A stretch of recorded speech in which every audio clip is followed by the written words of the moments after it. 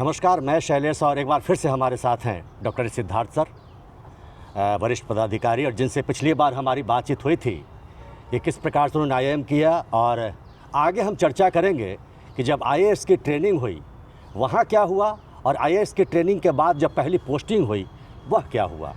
तो स्वागत है सर फिर से। और सर, जब IAS आपने किया तो वहाँ तो जो ट्रेनिंग होती है उस ट्रेनिंग का भी कुछ अनुभव बताएं, और उसके बाद हम चले कि जब आपकी पहली पोस्टिंग हुई तो फिर क्या घटित हुआ। देखिए, मैंने पिछले एपिसोड में आपको बताया होगा कि मैंने इंटरव्यू के लिए मैंने ट्रेन पकड़ के मैं दिल्ली गया। इंटरव्यू के बाद मेरा सिलेक्शन हुआ और मुझे भारतीय प्रशासनिक सेवा अलॉट हुआ, और हमको मेरे ख्याल से 15 सितंबर था डेट, हमको एकेडमी पहुंचना था। तो हम सभी लोग एकेडमी 15 सितंबर को पहुंचे। ये 1991 की बात थी, और फिर हम लोग का ट्रेनिंग शुरू हुआ।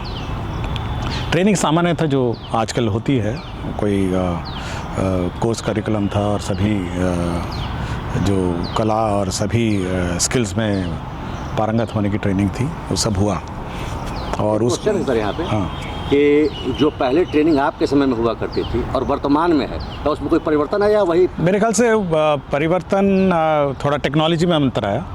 उस वक्त तो कंप्यूटर्स बहुत ही शुरुआती दौर था, और घुड़सवारी थी, और सामान्य तो वही ट्रेनिंग था। कुछ मेरे ख्याल से आज के दिन में और उस ज़माने में थोड़ा सा टेक्नोलॉजी में परिवर्तन आया है, बट कंटेंट में मेरे ख्याल से शायद वही है।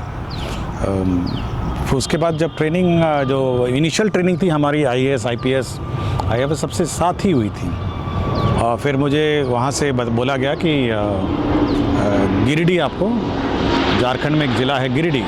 मतलब पहली पोस्टिंग गिरिडीह में हुई? हाँ, गिरिडीह में ट्रेनी के रूप में हुई। और मैं वहाँ से फिर मैं ATI रांची गया, और रांची में हम लोग की जो छोटी सी ट्रेनिंग होती है, 1 सप्ताह 2 सप्ताह बिहार से संबंधित ट्रेनिंग थी, ये बिहार के कानून और इस सब की बातें हुई। जब ट्रेनिंग ख़त्म हुई ATI में, तो पहले तो मुझे पता चला कि क्योंकि मैं नया था बिहार के लिए, तो ये गिरिडीह कहाँ है इसके बारे में जब मेरी ट्रेनिंग बिहार में ख़त्म हुई तो मैंने फिर ये खोजबीन की कि गिरिडीह कहाँ है। तो पता चला कि गिरिडीह करीब हज़ारीबाग से अगर आप जाएंगे तो गिरिडीह आप पहुँच जाएंगे, रांची हज़ारीबाग गिरिडीह। तो सबसे पहले मैंने अब जाने का सोचा कि अब कैसे गिरिडीह चला जाए। तो मैं अपना सूटकेस लिया, बस स्टैंड पहुँच गया। BSRTC की बस थी उस ज़माने में, वो लाल वाली जो बस थी उसी पे मैं चढ़ गया। उस वक्त खटारा सी लाल वाली बस थी जिसमें बिहार में तो सर आप पहली बार आए होंगे? बिहार में तो मैं पहली बार ही आया था, और मैं बॉम्बे से बिहार आया। मैं लोगों को कभी कभी मजाक में बोलता हूँ, my journey from Bombay to Bihar. हमेशा इसी बारे में लोग रेफ़र करते थे कि देखिए ये बिहार पहुँच गया। तो मैं गिरिडीह पहुँच गया, और हज़ारीबाग मुझे याद है आज भी, वो हज़ारीबाग का बस स्टैंड, और फिर उससे बाद गिरिडीह। तो मैंने कंडक्टर को बोला कि भाई हमको बता देना कि कब गिरिडीह आएगा, हमको उतार देना। तो उसने गिरिडीह के चौक जो है वहाँ जाके मुझे उतार दिया। तो मैं गिरिडीह चौक पे उतर गया, और फिर मैंने सोचा कि अब सर्किट हाउस जाना है जो मेन डेस्टिनेशन है। तो वहाँ पे मैंने रिक्शा वाले को कहा कि भाई हमको सर्किट हाउस चले जाऊँ। तो सर्किट हाउस वहाँ मुझे क्या पता था कि उसको क्या बोलते हैं, बट बहुत मुश्किल से मैं उसको समझाया, और किसी तरह पूछते पाछते वो सर्किट हाउस पहुँच गया रिक्शा में। तो मेरी जर्नी आपको देखिए, पहले बस से गया, फिर रिक्शा से गया, और फिर मैं सर्किट हाउस पहुँच गया किसी तरह। तो सर, जब आप तमिलनाडु से आए तो बिहार में जब आए तो भाषा का भी कुछ समस्या है? मैं तमिलनाडु तो था ही नहीं ना, मैं तो दिल्ली का रहने वाला था, मूल तो दिल्ली वाला था, इसलिए भाषा का कभी प्रॉब्लम मुझे नहीं हुआ। तो सर्किट हाउस पहुंच गया, वहाँ पे खानसामा साहब थे, और उस ज़माने में अंग्रेज़ों के जो खानसामा हैं उनके बेटे ही थे।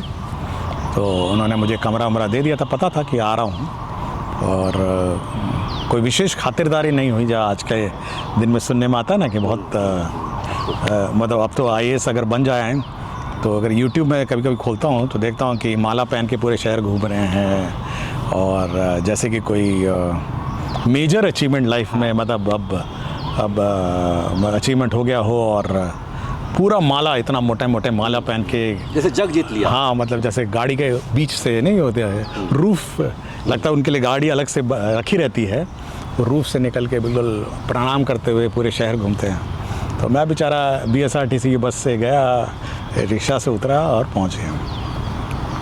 और अगले दिन मेरे ख्याल से संडे वनडे था, तो अगले दिन मैं पैदल चला कलेक्ट्रेट का रास्ता, बाज़ार से होते हुए करीब 2.5 किलोमीटर रास्ता पैदल था। तो मेरी ट्रेनिंग वहाँ से शुरू हुई गिरिडीह की। गिरिडीह में रिपोर्ट किया, चार्ज रिपोर्ट, तो उसमें कहते हैं असिस्टेंट कलेक्टर का पद होता है, फर्स्ट होता है।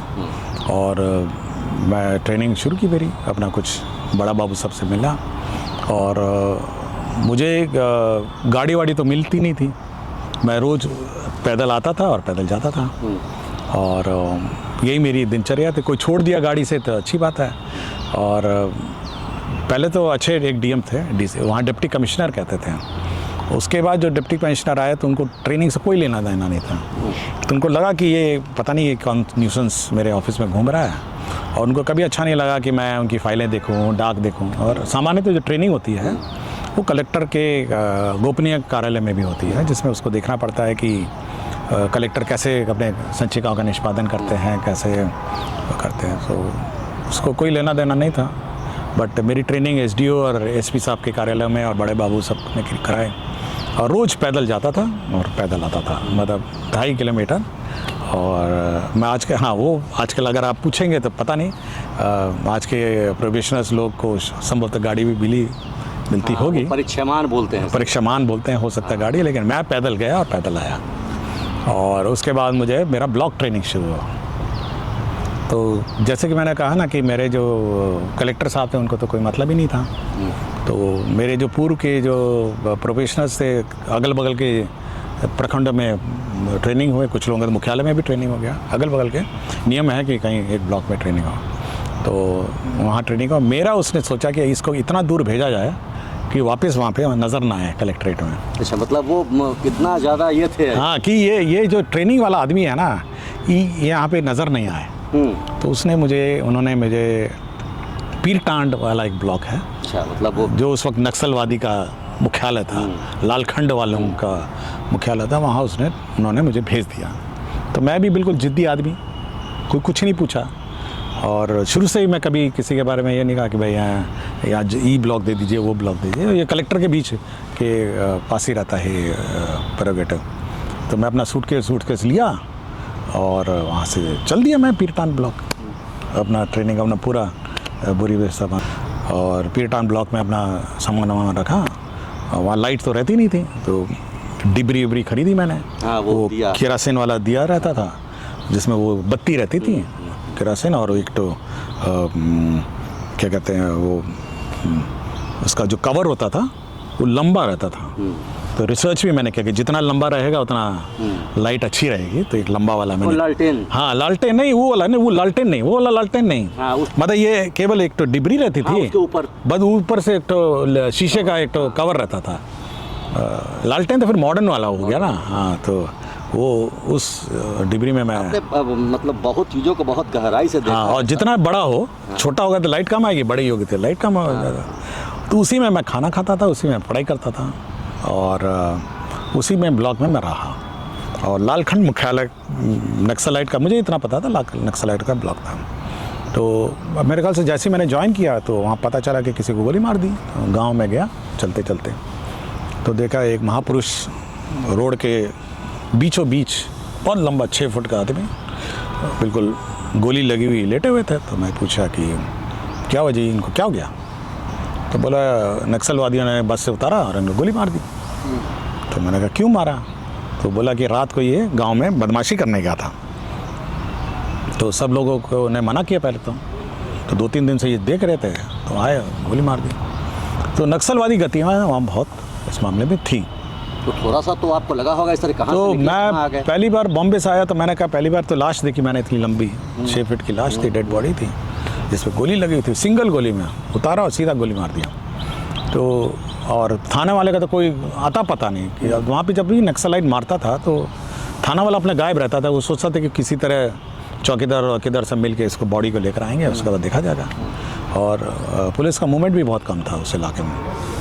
और जिस कारण से एक बार याद है मुझे कि एक कम्युनल राइट किसी गांव में हो गया था। कम्युनल टेंशन टाइप होता, राइट नहीं वो कहूँगा, ये कम्युनल टेंशन हो गया था। तो जब गांव में कम्युनल टेंशन हो गया तो नया नया मुझे क्या पता था, प्रोबेशनर था, ट्रेनिंग में था, तो मैंने सोचा कि आज यहीं पे रात बिता दी जाए। और मेरे ख्याल से रात भर जुलूस था, शायद मुहर्रम का था या रामनवमी का था, किसी एक का पर्व था। तो मैं रात हुई मेरे ख्याल से 1 बजे के आसपास मैं जाके खाट पकड़ के सो गया। और वो पंचायत भवन में मुखिया जी को बोला भाई यहीं पे सोऊंगा मैं, वो खाट लगाई और मैं सो गया।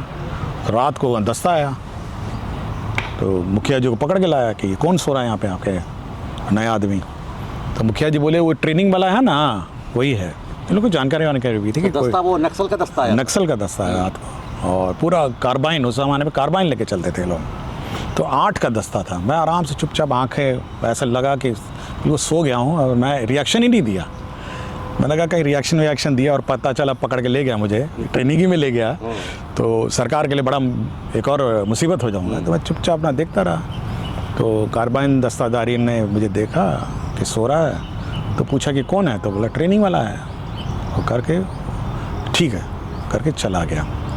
उसके बाद मेरी उत्सुकता हुई थी ये हैं कौन ये लोग सब, क्योंकि बॉम्बे में जब रहा तो ये तो हमने कभी पहली बार ज़िंदगी में सुना नहीं था, नक्सलाइट मूवमेंट क्या होता है और ये नक्सलाइट्स करते क्या हैं। तो मुझे बड़ी उत्सुकता रही थी कि ये करते क्या हैं। तो वहाँ कुछ लोगों से मेरा संपर्क बना और मैंने कुछ संपर्क साधा कि भाई इनसे संपर्क किया जाए कि हैं कौन और क्या है गतिविधियाँ इनकी स्टडी के।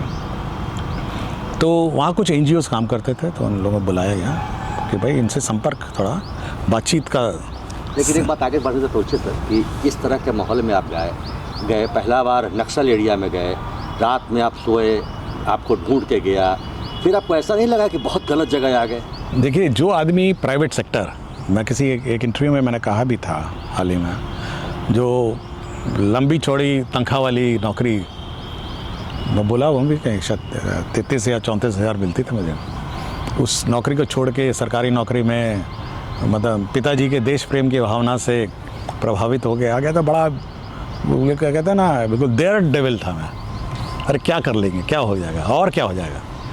तो हिम्मत वाला आदमी था और उस हिम्मत में मैं पहुंच गया कि भाई क्या फ़र्क पड़ेगा, नक्सल इलाका है तो क्या फ़र्क पड़ेगा, चलेगा मैं। तो मैं वहाँ पे मतलब फिर मैंने उन नक्सलवादियों से संपर्क किया कि भाई ऐसा है, मैं आपके इलाके में आना चाहता हूँ, क्योंकि बड़ा कुछ जगह पुलिस थी और कुछ जगह उन लोग का अपना भी वर्चस्व था। तो बातचीत ये हुई कि अच्छा ठीक है आप आइए, लेकिन आप जब हमारे इलाके में आएंगे तो मेरा प्रोटोकॉल फॉलो होना होगा। मैं ट्रेनिंग वाला आदमी, मुझे क्या, मैं कोई ऑफिसर नहीं था कि मैं कुछ ट्रेनिंग में था, मैं कोई और सीखने का जो दौर है और जुनून है सीख रहा था।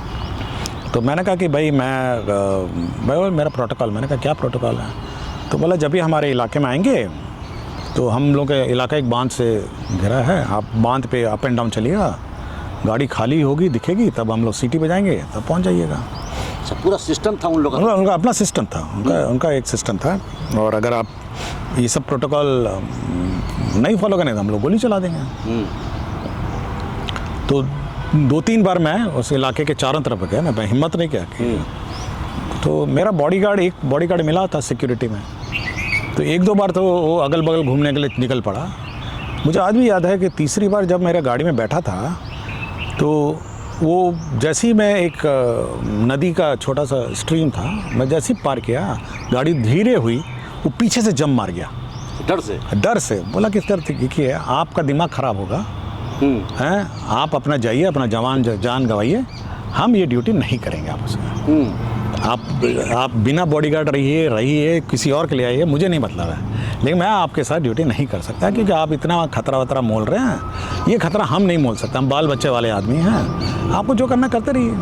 तो मैंने कहा ठीक है, आप बॉडीगार्ड ही नहीं सही, चलिए ऐसे ही चलते। तो मैं वहाँ पे एक चौक रहता था, हरलाडी चेक पोस्ट रहता था और वहाँ पे CRPF डिप्लॉयड रहती थी। तो यूजुअली मैं वहाँ जाता था और मैं अपनी पहले हाजिरी देता था कि भाई मैं आपके अंदर वाले इलाके में जा रहा हूँ। उसको भी पता होना चाहिए कि भाई अंदर गया और वापस नहीं आया, तो मैं उसको वहाँ जाके हाज़िरी देता था, और हाज़िरी देने के बाद मैं वो बांध पे, मेरा ड्राइवर रहता था, अप एंड डाउन हम लोग करते थे, और फिर हम लोग वहाँ पे बांध से नीचे उतर जाते थे। सिटी बस तब बजाता था, वो लोग इंडिकेशन देता था एज प्रोटोकॉल, और फिर हम लोग को मेजर खाट में बैठा देता था, बड़ी इज्जत करता था, खाट पे बैठाता था, चाय वाय सब आता था, और फिर मैं उस खाट में बैठ के सब अपनी समस्या सुनाते थे कि हमने गोली नहीं चलाई, हमने बंदूक नहीं लूटा, हमने ये नहीं किया, वो नहीं किया, सबका सुनता था और सबको यही कहता था कि नोट कर रहे हैं, बाद में इसको देखेंगे। मतलब आपने कम्युनिकेट करने का, हाँ, मैंने कहा अब क्या और क्या करेंगे, और क्या करेंगे हम, मतलब और तो कुछ कर नहीं सकता था, तो कम्युनिकेट कि कम से कम एक वार्ता तो शुरू हो। मैं तो ट्रेनिंग प्रोफेशनल क्या करेगा, सीख ही सकता हूँ, कुछ ज्ञान ले सकता हूँ, कुछ लोगों को ज्ञान दे सकता हूँ। और फिर उसके बाद हमको वो लोग अपने एरिया में घुमाते थे। तो कुछ दिन बाद 1-2 बार जब गया तो मतलब हो गया कि ये प्रोफेशनल है, ये गोली बंदूक बारूद चलाने वाला आदमी नहीं, ये हमारे इलाके में घूमेगा, क्षति नहीं पहुंचाए। हाँ, ये क्षति नहीं पहुंचाएगा, बॉडी गाड़ी नहीं है बेचारे के बाद, बॉडी गाड़ी भाग गया तो खाली अपना ड्राइवर और अपने आता है ये तो फिर मुझे वो लोग अपने ले जाते थे और एम्बुश पॉइंट सब दिखाते थे कि अब दिखेंगे पीरटांड और जीटी रोड, पीछे जीटी रोड है, और उसमें जाने के लिए एक तो ये बना हुआ है पहाड़, 2 पहाड़ है, और बीच से गाड़ी जाती है। बोले जैसे ही आप उधर से आएंगे या इधर से जाएंगे, हम लोग गोली चला देंगे, ये हम लोग एम्बुश पॉइंट है। तो एम्बुश पॉइंट भी उन्होंने अपने अपने दिखा दिया। फिर वो अपने गांव ले जाते थे कि ये एसपी साहब का खेत है, ये आईजी साहब का खेत है, ये डीआईजी साहब का खेत है, और उन लोग का कार्डर वैसे ही बना होता था, आईजी डीआईजी लालखंडियों का, और ये सब वो दिखाए। उसके बाद मेरा ये उद्देश्य था कि इन लड़कों को थोड़ा समझा जाए, और इनको समझाया जाए कि ये सब बंदूक छोड़े और सब थोड़ा मेन स्ट्रीम आइए। तो मैं वहाँ उसमें बहुत पढ़े लिखे लड़के थे, मतलब ऐसा नहीं था अनपढ़ थे। अच्छा, वहाँ मतलब हाँ, यस, पढ़े लिखे लड़के। तो वहाँ विद्यालय किस तरह का था कि वो पढ़ते थे? वो बहुत सारे कॉन्वेंट स्कूल थे, फिर मिशनरी के स्कूल, क्रिश्चियन स्कूल्स भी थे। यस, सब पढ़े लिखे लड़के थे, सब पढ़े लिखे लड़के थे। और पढ़ने के बाद इस तरह का? यस, सब पढ़े लिखे। तो मैं उनको समझाया, और बहुत सारे लोग उनमें से हम लोगों ने अपनी ओर खींच लिया, उनको ठेकेदारी दी, थोड़ा कॉन्ट्रैक्ट्स उनको दिए गए, और थोड़े उसमें से टूट भी गए। कुछ लड़के उसमें आए जो कॉन्ट्रैक्ट में आए, उसमें एनआरईपी चलता था, तो हमारे जो लड़के हैं सब उसमें कॉन्ट्रैक्ट्स में आ गए। और फिर बीच में उन लोगों को अच्छा भी नहीं लगा कि ये ब्रेकअप करके लेके गया है हमारे गैंग से, और इनको कॉन्ट्रैक्टर बना के मेन स्ट्रीम में ले आया। मतलब उन लोगों को एक अच्छा लगा कि एक ऐसा व्यक्ति आया है जो मेरी सहायता कर रहा है। हाँ, वो जो उस गैंग में थे, और मुझे यही लगा कि अगर अपॉर्चुनिटी आप देंगे उनको, तो ये लड़के लोग मेन स्ट्रीम में आ जाएंगे, और ये कम से कम उनकी ज़िंदगी बन जाएगी। क्योंकि नक्सलाइट में क्या है, बंदूक लेके घूमता रहता है और लोगों को धमका रहता है, रंगदारी और दादागिरी चलती थी। तो ये मेरी ट्रेनिंग चली। तो इस बीच में सर, उस ट्रेनिंग के दौरान चूँकि आपने उन लोगों को साधने का प्रयास किया, एक कम्युनिकेशन स्थापित किया, तो कोई अप्रिय घटना भी उस तरह के आपके साथ घटी? नहीं, उस वक्त नहीं, क्योंकि टाइम ही नहीं मिला। 2-3 महीने का तो ट्रेनिंग ही रहता था, और उसी बीच बहुत सारी चीज़ें करनी पड़ती हैं, एकेडमी के रिकॉर्ड, लिखा पढ़ी, बहुत कुछ करना पड़ता है। लेकिन जितना हो सका मैंने उनको कन्विंस करने की कोशिश की, और वो लोग मिलने भी आते थे, मेरे ब्लॉक हेडक्वार्टर आते थे वो लोग, और रात को आते थे, और जैसे ही वो आते थे तो अंचल गार्ड भाग जाता था। अंचल गार्ड को पता रहता था कि कब दस्ता आ रहा है और कब उड़ान थाप लेना है, तो टाइम पे वो गश्ती में अपना निकल जाते थे। मतलब कहने का वो नहीं बचते थे, प्रशासन ही बचता था कि हाँ, मतलब ये लोग कभी भी दोनों एक साथ मिलते नहीं थे। मतलब एक वो नहीं होता है कि वो आया तो ये भागे, और ये भागे तो वो आया, और अकेला परमानेंट एलिमेंट मैं हूँ, रात के अंधेरे में डिबरी जला के बैठा हूँ एक तो ट्रेनिंग ब्लॉक में, तो हम ही बैठे हुए थे। तो यही चलता रहा, और काफ़ी सीखा मैंने। और उस ज़माने में, क्योंकि वही एक इलाका था, लेकिन नक्सलबारी में तो सब नक्सलिज्म ख़त्म हो गया था, चाईबासा और बाकी सब जगह नक्सलिज्म ऑलमोस्ट मतलब ओवर हो गया था। मतलब देयर वाज नो साइन कि अकेला ये धनबाद, तोपचाची डुमरी, यही बेल्ट था जिसमें लालखंड लोग थे। इतना ही था बस। और हज़ारीबाग से थोड़ा सा पहले मेरे ख्याल गिरिडीह में ही थे बस। हज़ारीबाग भी उतना पहुँचा, चतरा उतरा में थे थोड़े। यही सब बेल्ट था, थोड़ा मोड़ा था, बट उन लोगों को समझने का मुझे मौका मिला। और एज अ प्रोबेशनर ट्रेनिंग और सुख सुविधा से बेखबर बॉम्बे की ज़िंदगी छोड़ के गांव ब्लॉक में रहने की आदत मैंने बना ली। और वही मेरी जो ज़िंदगी का लाइफस्टाइल है। लोग पूछते हैं कि कहाँ से नए नए लाइफस्टाइल है, तो भाई रिक्शा में भी मैं गया, BSRTC बस में भी गया, और बिना बॉडीगार्ड के तो नक्सल इलाके में घूमा मैं। तो ये सब लाइफस्टाइल जो है ना मेरी वहाँ से चल पड़ी। मतलब यही चलता रहा कि कोई नया लाइफस्टाइल मैंने क्रिएट नहीं किया, बट जो सीख मेरी नींव रखी ना, मेरे बाकी प्रोफेशनल्स, बाकी साथी पता नहीं क्या की है। ये कुछ लोग बहुत सुख सुविधा में रहे, और लेकिन मैंने बहुत ही सीरियस ट्रेनिंग की और एक बहुत ही सीरियस फाउंडेशन हुआ। उसके बाद हम लोग एकेडमी गए।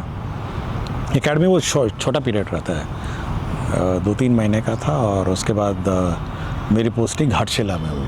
पहली पोस्टिंग मेरी SDO घाटशिला हुई। और ये उड़ीसा और बंगाल का जो ट्रायंगल है वो इलाका था, जिसमें अगर आप साउथ जाएंगे तो उड़िया भाषी होंगे, थोड़ा ईस्टर्न साइड जाएंगे तो बांग्ला भाषी थे, और इधर थे तो